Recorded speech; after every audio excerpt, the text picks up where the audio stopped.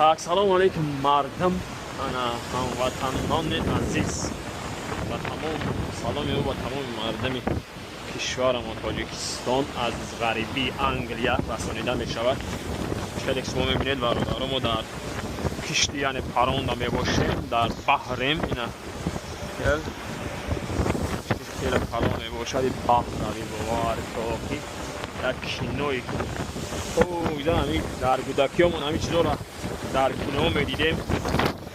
اینا خداوند نصیب ما گردون همین روزا را ما در همین کشتی ها سوار شدیم.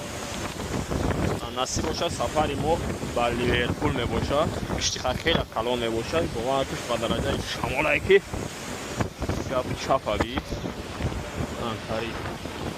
انا سفری ما به همین لیورپول نمچه که شما دسته اینا برادر باگ گذشت هنج بچ دسته پریدن در کره جا فقط بپری او بازی کنی ها همین بپر بود نسمرد میشه تمام باور که جفا دستگیری را فراموش نکنید برادرو حتما دستگیری کنید لایک پایک پاتیزا نوارده ما انتظار شوید هر روزه نوار اینو برای شما پارتنا میشود. سلام علیکم از انگلیا.